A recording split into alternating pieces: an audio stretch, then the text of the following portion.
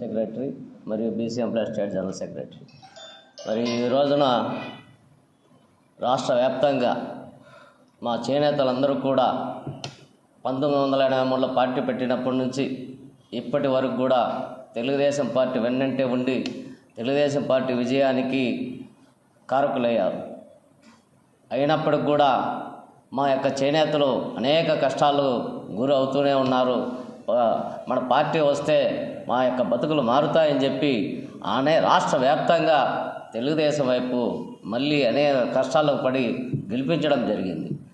ఎందుకు ఈరోజు మేము ప్రధానంగా ప్రెస్ మీటింగ్ పెట్టడం జరిగింది అంటే, చేనేతల కష్టాలు, చేనేతల సమస్యలు తీరాలి అంటే మా చేనేత వర్గం చెందినటువంటి ఏకైక వ్యక్తి ఎమ్మెల్యే సత్యసాయి జిల్లా కదిరి ప్రాంతంలో కందికుంట వెంకటప్రసాద్ గారు గెలవడం జరిగింది. గత కాలంలో ఎమ్మెల్యేగా ఒక చేనేత వర్గానికి చెందినటువంటి వ్యక్తి లేడని చెప్పి మా శాఖను వేరే వాళ్ళకి ఇవ్వడం జరిగింది.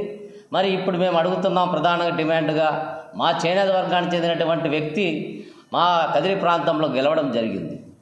మరి ఆయన గత 20 సంవత్సరాల నుంచి తన అనేక సమస్యలను పోరాటం చేస్తూ ఒక పక్క ప్రజల కోసం, పార్టీ కోసం అహర్నిశలు కష్టపడి తన యావదాసును కూడా త్యాగం చేసినటువంటి గొప్ప వ్యక్తి, చేనేత వర్గానికి చెందినటువంటి వ్యక్తి కందుకుంట వెంకటప్రసాద్ గారు. ఈరోజు ఆయనకి ఎందుకు ఇవ్వాలంటున్నామంటే, మరి మా చేనేతలందరూ కూడా ఈరోజు నా రాష్ట్ర వ్యాప్తంగా, దేశవ్యాప్తంగా నారా లోకేష్ గారికి ఒక గౌరవప్రదమైనటువంటి మెజార్టీ ఇవ్వడం జరిగింది.